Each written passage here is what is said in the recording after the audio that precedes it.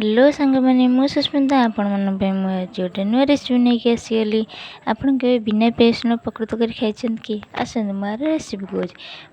आलू को प्रथमे भले से छोट छोट करी एमती पीस वाला छोट छोट पीस वाला काटी दबा काटी ताको धोई दबा भले से ताको गोटे जगह नहीं रखी दबा 5 ରୁ 4 चम्मच बेसन दबा स्वाद अनुसार दबा लुण अल्प जीरा लंका गुंड अल्प हल्दी भूसंग पत्र देकी भल से गोलई नबा भाव में भल से पूरा गोलई नेबा भल से गोलई की नहीं जाइए कढ़े देइछि तेल कढ़े तेल पर देइछि कढ़े तेल देला पकई देइछि अल्प छोट छोट करके चारिआड पकई देइछि पकुड़ी आमर एकर हो गलानी मु सब कर पूरा नौटी देइछि पकुड़ी आमर से नौट देइछि सेपट भी हो गलानी पकुड़ी आमर हो गलानी तक काढ़ी देइछि छाणिकिनी भल से पूरा छाणी देइछि तेल जमती रहिबनी भल से छाणी गोटे छणा काढ़ी देइछि भल काढ़ी देइछि भल भाव देखन केते सुंदर हमर पकोड़ी पूरा रेडी हो गला तकारी पई तापर आलू मु पूरा सिजेकी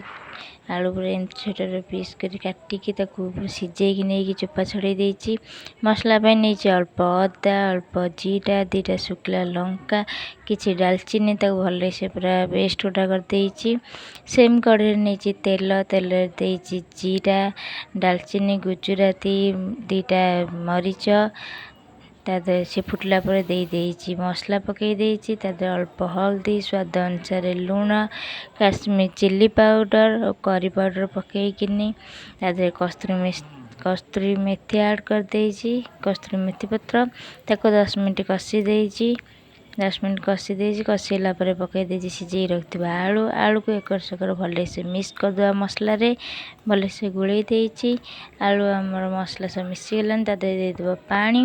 पानी दे एकर सेकर ताको भल से गोलई देइछि फुटिया ପାଇଁ छाड़ी देइछि तकरे हमर भल से फुटी आसलानी पकोड़ी पकई दबा पकोड़ी पकई ताको फुटिया ପାଇଁ छाड़ी देइछि एकर सेकर गोलई फुटिया ପାଇଁ छाड़ी देइछि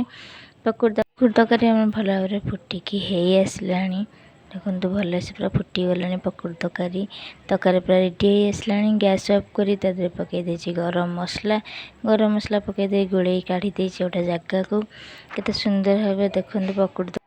बिना बेसन तकारी आमर पकोड़ी तकारी रेडी हो आपण मैंने गरम भात रुटी पिठा आपड़ जो थे खाईपारे आपन रेसिपी भल लगे निहाती घरे ट्राए करिए देखा नुआ वीडियो रे।